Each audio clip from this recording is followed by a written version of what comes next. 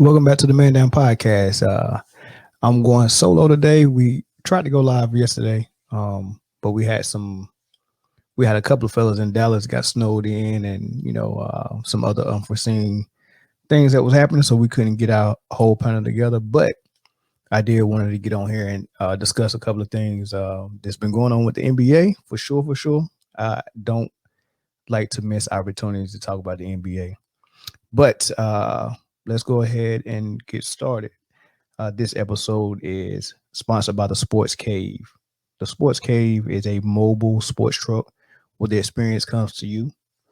You can get everything from fitted snapbacks, jerseys, banners, a whole list of things as well. Um, you can check out their website, thesportscavetruck.com, or on IG at the Sports Cave 310. Um, I got a whole bunch of stuff from there right now that I'm wearing, and we actually doing a free giveaway of one of the caps that we got from the Sports Cave itself. This is a nice, authentic, new era LA Lakers hat with the crown for the king, for LeBron. And then, of course, NBA Finals champions. If you're a Laker fan and you want this cap, it's a free giveaway, but there's a catch. We're only giving away this particular hat once we reach 200 subscribers on our YouTube page. So go and check out the Man Down Podcast Network and subscribe. Check out everything that we got there. Become a supporter as well. But once we reach 200, we're doing a giveaway. And then every milestone we get to, there'll be a giveaway via the Sports Cave. So stay tuned for all that and listen to the live shows on Tuesdays so we can announce who the winner is going to be. We're going to pick a different subscriber every week, and we'll get that free giveaway, and we'll get your information and get that mailed out. All right, let's get started.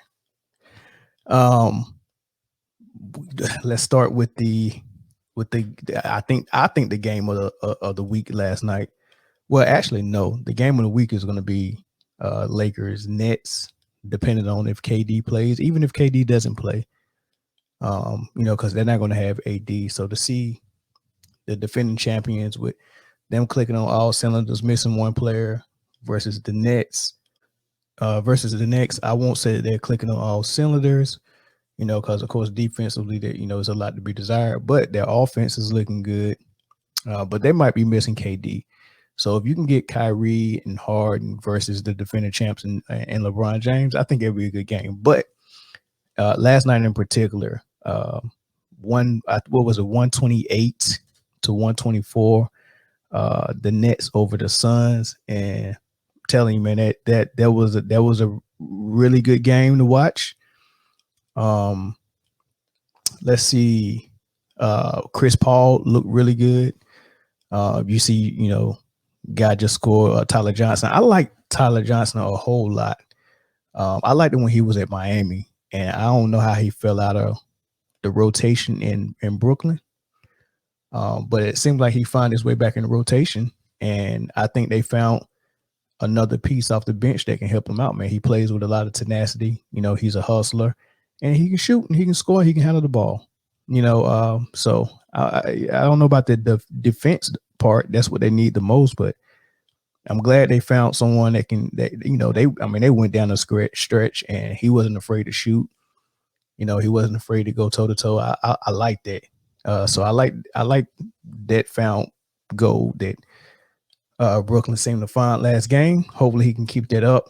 But let's talk about, before we get to James Harden, Chris Paul, man. I I don't know how anybody ever had any point guard ahead of him other than Steph and Kyrie. And maybe Dame.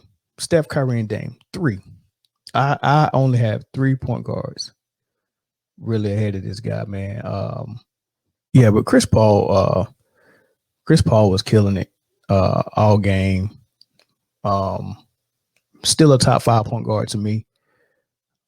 If you got him at 5, that's fine. Who would be the fourth guy you would put ahead of him? I mean, as long as it ain't Westbrook, You know what I mean? So I mean, like there's no chance in my book Westbrook can be rated over Chris Paul. I don't even think there's a chance that Westbrook can be rated over Rondo. That's just me.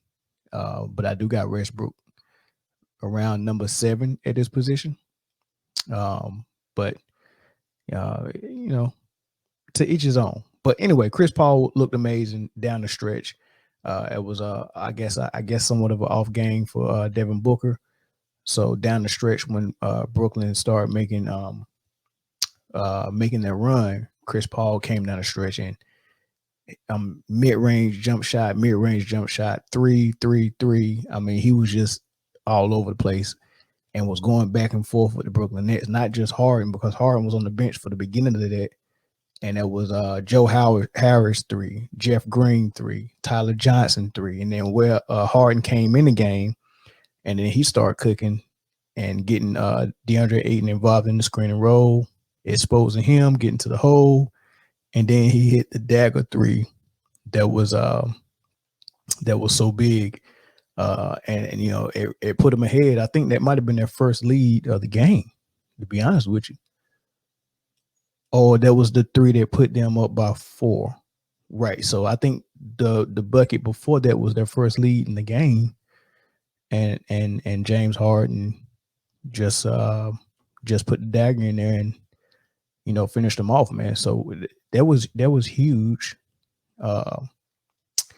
And moving forward, you know, I mean, because if you really think about it, the Nets scored 40 points in that fourth quarter, and I think they held the Suns to like maybe 28 in that fourth quarter, and the defense wasn't bad. And what I was more impressed with was even when the Suns did get a shot off, they wasn't, you know, giving them second chance opportunities.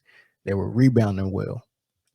And, you know, not only was their defense bad and some of those losses that they had when they really got exposed on defense, the rebounding was bad. So, you know, even when your defense is horrible, if you can at least get them to miss a shot and rebound it, you know, that's cool. But that issue when they lost to Cleveland and when they lost to the Wizards is, you know, that was just the shots they did miss. They was rebounding them and getting second chances. So they didn't do that a lot against the Suns, even with big DeAndre Ayton down low. They was able to rebound the ball and minimize those second chance points, which was good. So I'm really excited to see this Lakers game coming up with the Nets, and hopefully KD play. I want to see KD play in that one. So we'll see. But yeah, Chris Paul was amazing. James Harden was amazing. The Nets was amazing. They made the right plays down the stretch, offensively and defensively, to win the ball game. So it sucks that the Suns gave up a 24-point lead, though. You know, that was on the 6-game win streak, and Brooklyn gets to extend their win streak to 4 now.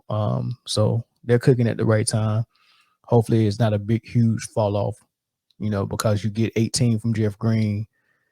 Tyler Johnson helped out, and you get 22 from Joe Harris, and then 38 from Harden. Hopefully, when the 2 main scorers come back, they don't drop off and try to figure out when they're supposed to shoot and, you know, get their points and stuff like that. So KD and mostly Kyrie got to figure that out, that sometimes even if you're scoring efficiently, sometimes the shots you take and the volume you take them in kind of alienate, you know, the others, and they got to figure out a way to make sure the others stay involved, because I think that probably helps them defend better. You know, I mean, it goes so many different ways. You got, if you playing 5-man basketball on offense, that means you got 5 people on the defensive end working that much harder, right? And if they're working their hard on the defensive end, maybe you get a little bit less of them on the offensive end, you know, if you're tiring them out a little bit, right? So that's one aspect to it. Then when you're involved as an offensive player, you know, talking about Brooklyn Nets, you know, it's only natural that on the other end, you're going to give that amount of effort as well on defense, you know. So it's a lot of things that might be there that might be unconscious, that they can tweak, and it just fare better with with effort, because defense and rebounding is mostly effort. But I digress from there. I do want to get into these other things that happened. So Draymond Green sounded off during the interview. He sounded off right. He criticized the NBA for having a double standard when it comes to the players in the front offices, and how they deal with players being traded, and players requesting trades, and teams putting players on the trade block and things of that nature. He had a lot to say. I'm gonna play the clip. It's about 2, maybe 3 minutes long. Play the clip. Let me know what you think about it in the comments. I give you my perspective of it. It's not a huge deal to me, but it's worth mentioning. But I'll play the clip nonetheless. To watch Andre Drummond before the game, sit on the sideline, then go to the back, and then come out in street clothes because a team is going to trade him is bullshit. Because when James Harden asked for a trade and essentially dogged it, I don't think there was no surprise or there's no one's going to fight back that James was dogging it his last days in Houston. But he was castrated for wanting to go to a different team, and everybody destroyed that man. And yet a team can come out and say, oh, we want to trade a guy, and then that guy is to go sit. And if he doesn't stay professional, then he's a cancer, and he's not good in someone's locker room, and he's the issue. And we've seen situations of Harrison Barnes getting pulled off the bench. DeMarcus Cousins finding out that he's traded in an interview after the All-Star game. And we continue to let this happen. But I got fined for stating my opinion of what I thought should happen with another player. But teams can come out and continue to say, oh, we're trading guys, we're not playing you. And yet we're to stay professional. At some point, as players, we need to be treated with the same respect and have the same rights that the team can have. Because as a player, you're the worst person in the world when you want a different situation. But a team can say they're trading you, and that man is to stay in shape. He is to stay professional. And if not, his career is on the line. At some point, this league has to protect the players from embarrassment like that. We talk all of this stuff about you can't do this, you can't say that publicly. If you say that publicly, you're fine. Anthony Davis got fined, I think, $100,000 or something like that for demanding a trade publicly. But you can say Andre Drummond is getting traded publicly, and we're looking to trade him publicly, and he's to stay professional and just deal with it. But then when Kyrie Irving say, oh, my mental health is off, everybody go crazy about that too. Do you not think that affects someone mentally? As much as we put into this game to be great, to come out here and be in shape, to produce for fans every single night, and most importantly, to help your team win, do you think that doesn't affect someone mentally? But as players, we're told to, no, you can't say that, you can't say this, but teams can. It goes along the same lines of when everyone wants to say, oh, man, that young guy can't figure it out. But no one wants to say the organization can't figure it out. At some point, the players must be respected in these situations, and it's ridiculous, and I'm sick of seeing it. Y'all have a great night. I'll see y'all tomorrow or Wednesday. Okay, so I agree. I think he has a point that and it's just for you to point out that there's a double standard. But I will say this before I go on my little rant. There's double standards that exist all over. Double standards between men and women. Double standards, in any organization or workplace, there's double standards. We know that. And some of them are healthy double standards, and some of them are unhealthy double standards. In the case of the NBA front offices and the NBA players, the double standard that exists where a franchise can say you're on the trade block, they can leak in quotations the information that you're on the trade block to Wojciechowski, right? Not Wojciechowski. What's his name? Woj, whatever his name is. Uh, Leak it to Woj, and whatever, pretty much whatever Woj been saying for the last 3 years has been like 95% true. You know, if he says it's a rumor, it's a real rumor. If he say it's about to happen, it's about to happen. So when he says, "Hey, Cleveland got Drummond on the trade block so they can get rid of him before the deadline," and he's not playing, that came. You best believe that came from somebody directly, in the know, or it came from the source itself, which is the front office of the organization, right? That's their way of leaking, or that's their way of getting information out there, where it's really not them saying it.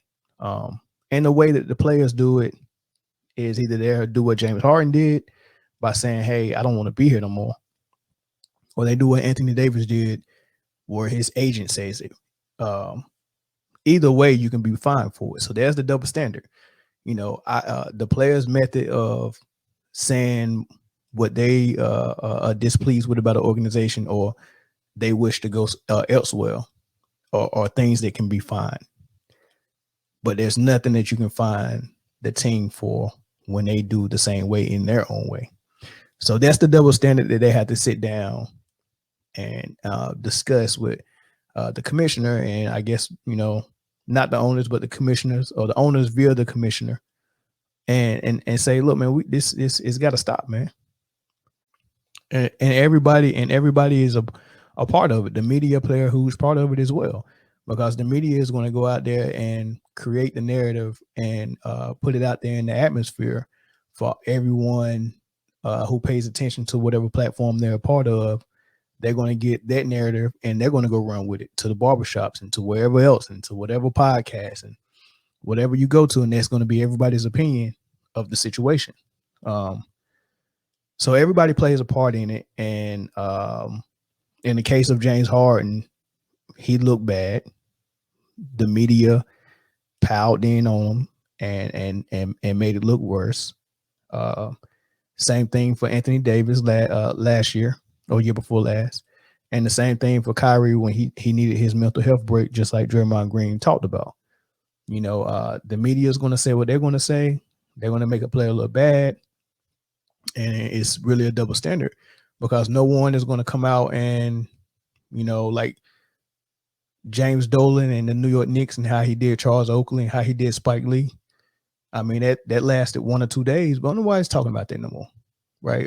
Nobody, you can't look bad as an organization, and the worst case scenario for an organization, whether you're constantly losing, whether you did what Dan Gilbert did to LeBron James and all that stuff, all of that is forgotten about real easy, and it's forgotten about if you get a star player to come and change their situation for you. That's why everybody wanted KD to come to the Knicks. The Knicks is probably one of the worst situations. Not now, they're looking good now, but they was in one of the worst situations of the franchise you can think of. And they was begging KD and Kyrie to come change that. So a player can come and change their situation. LeBron came back to Cleveland, changed their Dan Gilbert situation. Things like that. LeBron went to LA and changed their situation as a franchise. So that's all it takes for a franchise to go from one of the worst franchises with the worst reputations for whatever reason, and their fortune can change just by that a player coming and changing the form. But once you trash a player and give him a label, for example, Stephon Marbury, once he fell from grace and the league severed ties with him and the media spoke about him in a certain way, and the media, or either the media stopped speaking about him, period, it was a wrap. Once Kaepernick, his reputation was done, it was a wrap. Once Iverson was done, it was a wrap. Once T.O., Chad Ochocinco, once the media and the league itself starts to treat you a certain way, you're done. There's no coming back. And I know we started this talking about double standards, but I told you I was going to go on a rant because I feel a certain way about how players are treated versus how front offices and owners are treated, in all sports in general. So I think he got a good point, and I think it's some work to be done there. And I think Adam Silver will probably look into it. He's a cool guy. He's a little more understanding, it seems like, than David Stern was. So we'll see. We'll see how that goes, man. But I'm glad Draymond Green brought that up. I'm glad uh, uh, the analysts who ran with this story backed them up. Shaq, D Wade, they spoke in that light as well. LeBron James as well. So it's been a lot of support his way. Some people don't understand it. Some people have the position that, hey, you get paid a lot of money, and you know, who cares if you're on a trade block? Deal with it. But like Draymond Green said, like, these are human beings, and that messes with their mental health. And the NBA doesn't have anything in place to deal with the mental health. There's no reason why Kyrie Irving should have to take a leave of absence and just be in the dark, have his whole coaching staff in the dark about what's going on. The NBA should have something in place where you can handle that type of situation in house, right? Just like you have physical therapy, you should have mental therapy within the NBA in the organizations. So get some doctors on staff, um, and you won't have to worry about someone like Kyrie saying, "Hey man, I need to take a break," and I couldn't tell y'all what was going on.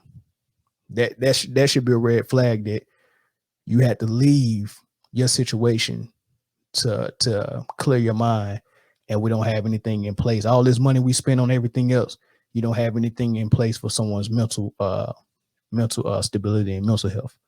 So that needs to change. So, um, but this all started from Andre Drummond getting benched because they're trying to trade him, and I guess they don't want him to get hurt while he's on the block before they make a deal with someone, which is understandable. Um, it's understandable, and that leads me to who could use Andre Drummond's services the most. What contender? Because I'm sure, talking with the team and Andre Drummond and his agent, I'm quite sure that they're trying to negotiate sending him to a contender. The same thing with Blake Griffin. Bradley Beal's name has always been in the mix, particularly with going to the Lakers, and Kyle Lowry with the emergence of Fred Van Vliet, and the fact that Lowry's getting a little old. His name has been involved in following Serge Ibaka and his 1 year buddy not Kyrie, but Kawhi Leonard to the Clippers in a package. So I want to explore what contenders would benefit the most from one of these guys. I start with Kyle Lowry first. If they decide to let him go, and by the way, Kyle Lowry suffered an injury last night. He tried to come back, then re-aggravated and left again, but they still won. And Van Vliet was balling.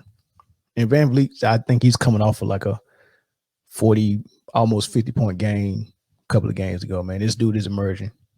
I think he's ready. He's ready. So it'd be smart for the Raptors just go ahead and move along. Even though Kyle is that lone all-star, this might be a good opportunity to get out, get ahead of this, and get something for Lowry before he's not worth anything. While you got somebody that's emerging in that same position, so it might benefit them to take a draft pick from the Clippers and send Lowry to the Clippers. Maybe they get Patrick Beverly back. I don't know why they would want Pat, because Pat only helps the type of player Patrick Beverly is. He would only help a contender And I don't know if Toronto would benefit from adding Patrick Beverly. They need something else. Um, so yeah, but maybe they get Reggie Jackson in the deal. I can see that. Reggie Jackson would be in more of a role that probably fits him a little bit better. Where Reggie needs more minutes and he needs more opportunity. He's not going to get that with Kawhi and Paul. Everything runs through them. But in a Toronto system, I can see Reggie flourishing. Maybe coming off the bench behind Van Vliet, and I can see him flourishing there. Or maybe they get Lou Will. Maybe they get a draft pick and Lou Will, or maybe they get Lou Will straight up. But in my opinion, Clippers would be the team that would benefit the most from a Kyle Lowry trade. I don't see him helping out Denver. Just being that they were solid at that position. The Lakers, no. The Nets, no. Denver, no. I think I already said Denver. What about Milwaukee? No. Drew Holiday is good there. Yeah, I really see that the Clippers being the best fit for Kyle Lowry. As far as Bradley Beal moving that contract, plus what the Wizards would probably want back for him. I don't think the Lakers could swing it. They're going to try. I think the rumor is they're going to try to swing Drummond and Beal. I don't see that as being possible. They would have to move heaven and earth. They would have to move draft picks if they got them. They would definitely have to move Kyle Kuzma. They might even have to give up, and I would do it. I mean, they definitely gonna have to move KCP, just by how much he's getting paid. So to make the money work, they're gonna have to move their biggest contracts. KCP got he's got a nice chunk. Schroeder has a nice chunk, and those might be the only two pieces they might be willing to move for Bradley Beal. With and then as far as rotational guys, of course, draft picks as well. And I don't know who else the Wizards will want. Maybe they'll ask for Harrell. I don't know. So you're talking about Kuzma, KCP, Schroeder, draft picks, possibly Harrell. So it might be too rich for him. It might be too rich. But that's how I see that working. And I really think the Lakers, if they get Bill, yeah, they benefit. But anybody would benefit. But the Lakers in particular, as far as contenders, none of the other squads. There's no room for them with the Nets. There's no room for them with the Nuggets. Maybe Milwaukee. Drew, Bill, Middleton, Giannis, Lopez. Who would they have to give up? They don't have the assets as far as players, unless they're going to give up Middleton and package Middleton. And would I do that? Oh, that's tough. That's tough. Middleton is at least 6'7" and can defend a couple of positions. Bill, he might give you more offensive pop. He can do more with the ball, more versatile that way. But then defensively, I don't know. Would I do it? That's tough. That's tough. That's real tough. That's real tough. But it's interesting to think about. Now, as far as Andre Drummond and Blake Griffin, people think he's done. I don't. They keep throwing this stat up that he hasn't had a dunk. And we talking about Mr. Dunk, hasn't had a dunk in the game since 2019, which is a funny stat, right? But we know that he expanded his range always to the 3-point line. And he's hitting the 3-point I mean, his shot looks really good. Uh, he's really transformed himself into a shooter. He really done with his career what Karl Malone did late in his career, but Karl Malone stretched his out to the elbow, and that elbow jumper was a go-to shot for him, and he could still get it in the post, and he could still screen and roll with Stockton, and he could still run the fast break and finish on the break. You could get that from Blake. He don't have to play above the rim no more. Karl Malone wasn't all the way above the rim his last 5 years, but he still got an MVP and a couple of finals appearances in that stretch. And playing in the Motor City, playing in Detroit, and they're not being competitive, I can see why he doesn't look like the old Blake.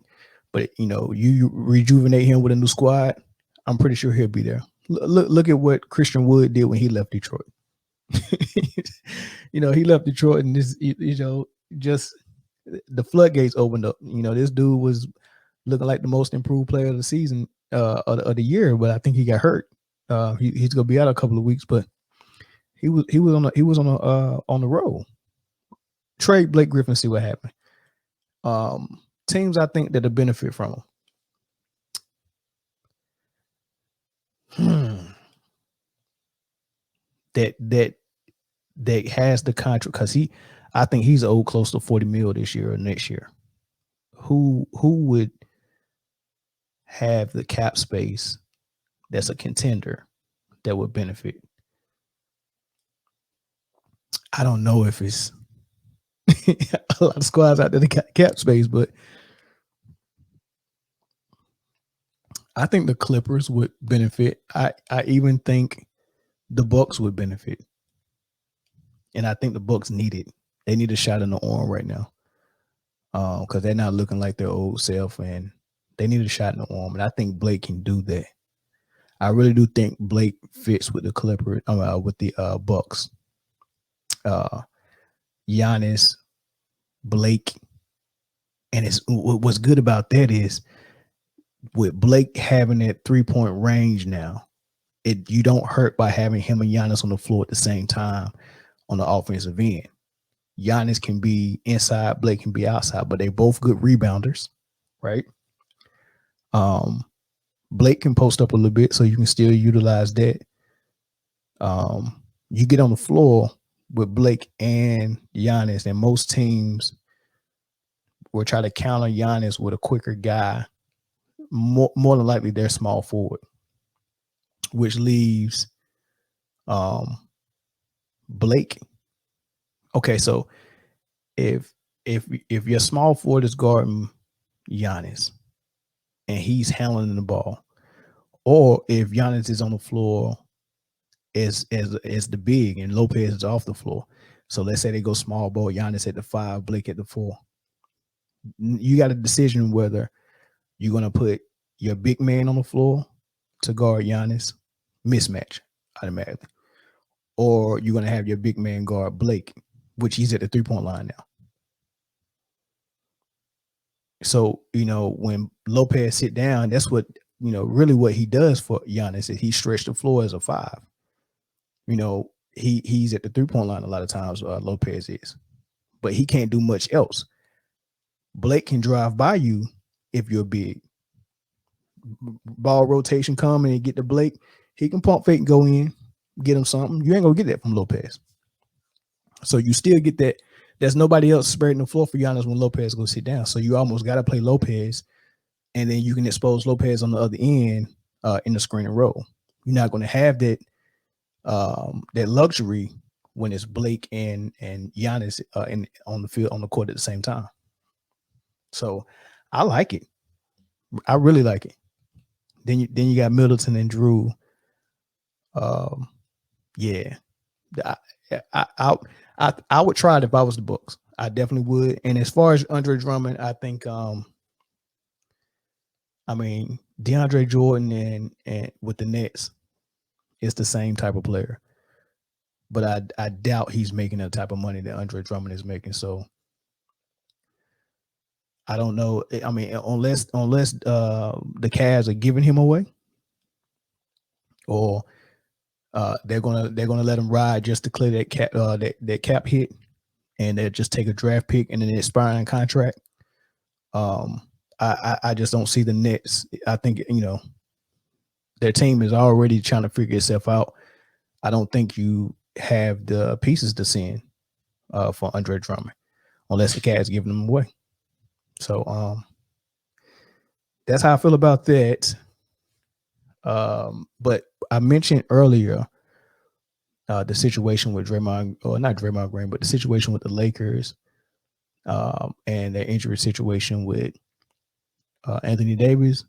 He re-aggravated after MRI. It was confirmed that he re-aggravated his injury that he missed 2 games for earlier, which is a calf strain or tendinosis is what they're calling it, which is scar tissue and swelling around his Achilles, which already just sound dangerous. And they're playing it safe this time instead of him just missing 2 games until he feel better.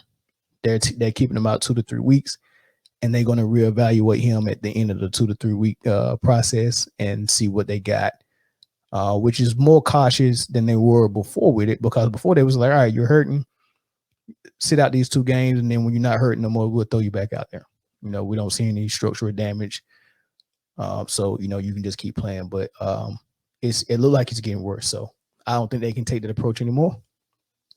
So reevaluating in the 2 to 3 weeks. What if it doesn't look promising? What do they do then? So is it time to panic in LA? Without AD, he was a big piece in that championship run. He hitting game winners against Denver. He was unstoppable against Denver. He was everywhere defensively, even playing hurt in the finals against the Heat. He was phenomenal. So much so that Bleacher Report and all ESPN, and when the top 100s came out, I think AD was top 3 in the league. So now they're saying that the defending champs have the number 1 player and the number 3 player in the league. How you lose with that, right? So they thought so highly of him based on what he did last year, especially in the bubble. And so far this year, he hasn't duplicated any of that. He's playing where he looks like AD some nights, and some nights he don't. Some nights he's there, some nights he's not. And I can understand that now, because it seems like he's been playing through this injury the whole season. So I would say it is time to panic. And when I say panic, I mean either we're not going to have AD because this injury is more serious than we thought, or he's going to play through it and we're not going to have him 100%. So what does that mean now? That means that you're going to have to ask LeBron to do more, which he can, but for how long? Can he do more? Can he play close to 40 minutes a game for the rest of the season and then turn on playoff mode when the playoffs start and still have enough juice to get through the West with a Clippers team that is number 2 in the West, and they're not doing the nonsense they was doing last year where, hey, we haven't had a training camp together, we haven't practiced together all season. Kawhi and Paul George is missing so much time, pretty much doing what the Nets are doing now, where they're trying to gel together in their first year, but the main pieces are missing time, nursing injuries or resting. The Clippers are not doing that, and they look great. Even to the point right now where the last 3 games, Paul George and Kawhi has been out, and the Clippers are winning. And they could have, the last game they just played, they could have gave that game up, and they inched it out with with the others. No Paul George, no Kawhi. That's promising to see, right? It's real good to see that. And so the Lakers would have to get through a dangerous Warriors team, a dangerous Clippers team, a Denver team that just beat them when AD went out. Um, you could say the Mavs. I think they got the Mavs number, but definitely those four. I wouldn't even say Phoenix either. But I mean, but Phoenix could become a problem if Booker decides to just step it up, and then you got Aiton in the middle, but no AD. That could become a problem. But you know, you got Warriors who play smart ball. You got Clippers. You got Denver. That's three, and then you got Portland. If they get healthy, they got Cantor and Nurkic, and Nurkic was a problem in itself last year in the playoffs for everybody that was trying to guard him. And only thing that got in his way was getting hurt or getting tired because he didn't have what's that backup guy from Gonzaga, that big guy. They didn't have him to come off the bench because he got hurt in like the first game in that series. So but Nurkic was a problem. Nurkic was a problem, man. But they didn't have their pieces. But I mean, come on now, Melo is off the charts. Gary Trent's off the charts. Lillard off the charts. We haven't seen McCollum in like 2 weeks, but when he comes back, they're gonna be good. Nurkic, Cantor. They added Derrick Jones. He's playing great defense. Rodney Hood's there. Oh, the Blazers can be a problem. So the Lakers coming out of the West with no AD or AD at 70%, it's gonna be rough. And I don't see nobody in the East that's a problem. If you even look at it, those teams I named out West, if you was to take right now the record of the top five in the West, and well, just put it this way, the top two in the East is Philly and Brooklyn. They each won 18 games, right, and lost 10 or 11 or 12. The top five teams in the West have a better record than the top two teams in the East. So the top two teams in the East, if they were in the West, would be a fifth seed, tied for number 5. So if they can get out the West and get to the finals, they might win it again. Because no one in the East really scares me. And the Brooklyn Nets are just the new Clippers this year. First year together, still working out kinks. Sometimes you get the A game. Well, as a matter of fact, I haven't seen their A game yet because I haven't seen offense and defense be put together with minimal turnovers and out rebounding the team. I haven't seen that complete game put together yet. So we haven't seen that A game. But whatever their B game is, you get it against the good teams because I think they're 10-1. Hold on. They played it. Harden's been there for about 12 games. I think they're 10-1 against the good teams. Any team over with a winning record, they're 10-1 against. They're losing to the Wizards and the Cavs and those squads that's below 500. So they're getting up for the good teams, playing down to the level of the bad teams. So that's inconsistency. I don't like that. Not in the team I would pick to win it.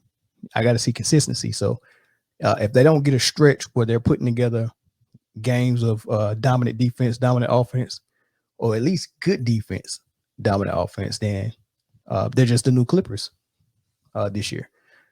So I think the Clippers is more of a contender than the Lakers are, and the Blazers as well.